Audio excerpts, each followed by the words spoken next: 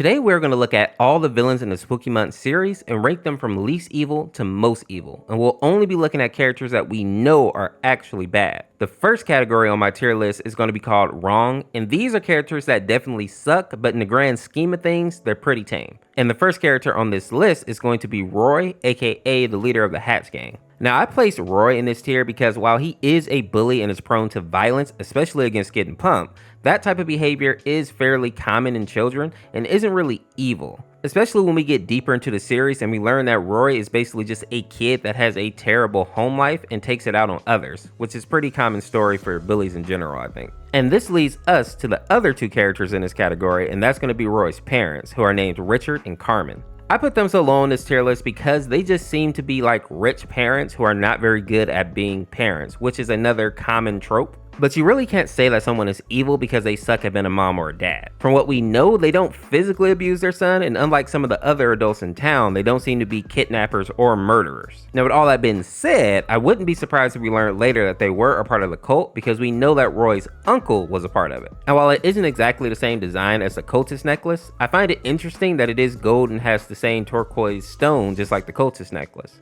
And I wouldn't be surprised if later on we learned that this was like a different variation of the amulet. But with that being said, since we don't know for certain, I'm going to keep them on this lower end of the tier list. Now, the next category is called Bad. And unlike the people in the Wrong category, these guys are actually rotten people. First on this list is going to be the Fat and Thin Thief. And while I know a lot of people think of these guys as comic relief, we also need to remember that they are actual thieves and they also work for the cult in some capacity. And while I think it's obvious that they are more like lapdogs or minions for the cult, they are still a part of a group that murders people and steals children.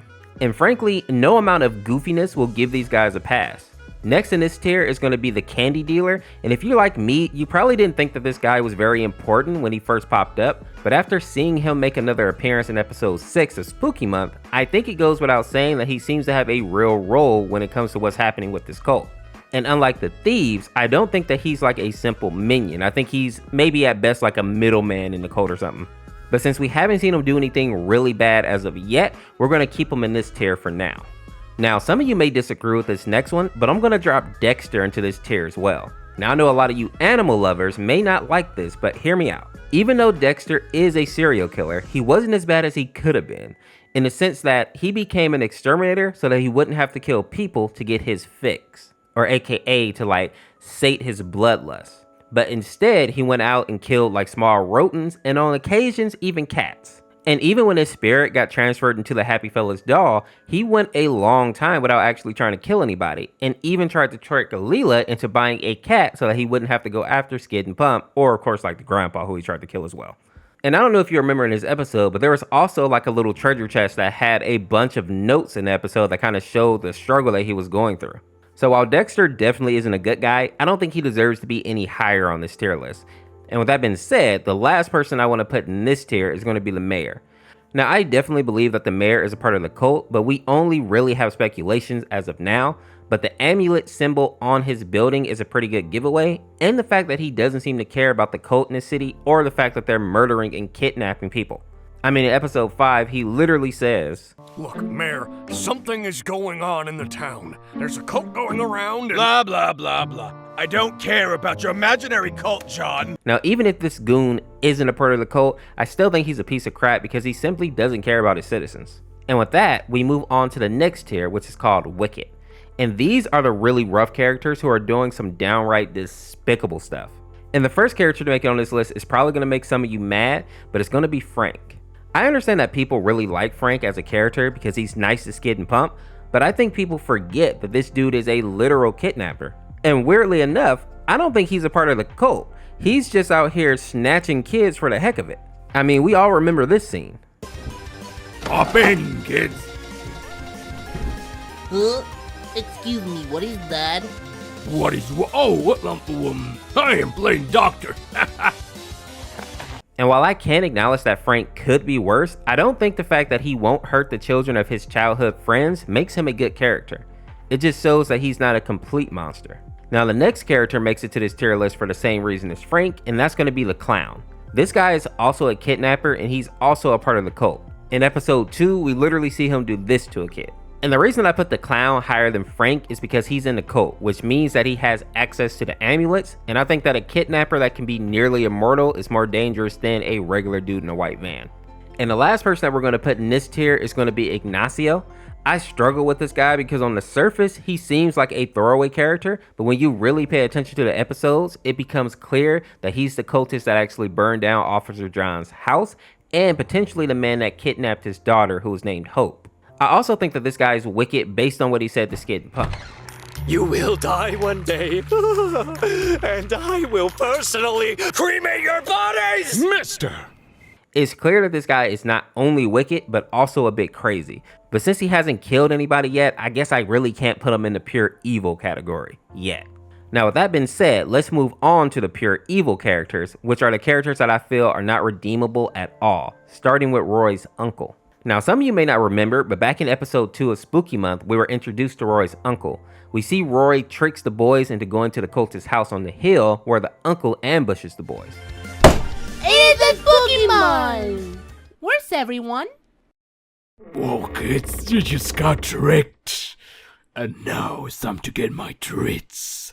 Oh no, it's the stranger!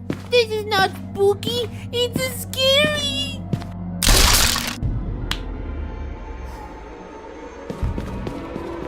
And as you can see in this scene, the uncle doesn't just seem like he was a kidnapper, but rather like he was a molester.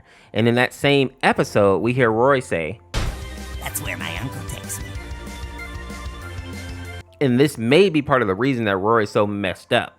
The only good thing about the uncle is that he got what he deserved.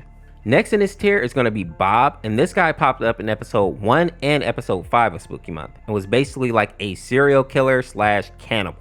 We also see him like eating a guy's forearm in episode 5, which is kind of sad because the guy was actually like a nice dude.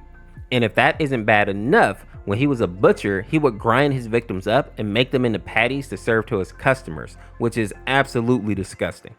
I also put this guy in a pure evil tier because he doesn't care who he's killing. Men, women, children, they're all on the table when it comes to Bob. Now next in this tier is going to be Moloch, and I feel like this one is pretty self-explanatory because he's a literal demon, and every chance he gets, he is trying to kill people or possess them. We see in episode 3 when he possesses Dexter and tries to kill Leela and the boys. And in the most recent episode, he goes on a rampage possessing a ton of people and just wrecking havoc in the town in general. And since he is a demon, he doesn't really feel any remorse for his actions. Now I have 2 characters remaining that act as kind of like outliers, and the first one is going to be Eyes. Now at first glance, a lot of people may consider this character to be pure evil, but I don't think that's necessarily correct. I think Eyes is probably like a neutral character. I say this because we haven't seen him do anything truly evil throughout the series, and the way he interacted with Skid and Pump almost makes it seem like he's a kind creature. And even though he's worshipped by the cult, I don't think he actually encourages their worship or even cares that the cult kind of follows him. And even in the most recent episode, we don't even know if he actually hurt Father Gregor at the end. For all we know, he could have blessed him with the same power that he gave to Pump. So I don't think that Eyes is a good character necessarily. I don't think he's truly evil either. And with that being said, the final character on this list is going to be Skid's father. And while I think it's clear that Skid's father was a part of the cult, most likely being the leader, I think it's really hard to say what his alignment truly is right now. But what I do know is that if he was the cult leader, it would be safe to assume that at that point in time, he was evil. You can't lead a cult of murderers and kidnappers and still be a good person. With that being said though, I do believe now that Skid's father has transferred his soul either into the mannequin or into the spider in the basement, that he may have had a change of heart, because it does seem like the mannequin and the spider are both trying to keep Skid and Leela safe. And if you watch my latest Spooky Month video, you've heard my theory about Skid's father actually being the spider and using his webs to move the mannequin. And personally, I have a theory that Skid's father actually transferred his soul to a different creature in order to escape the cult.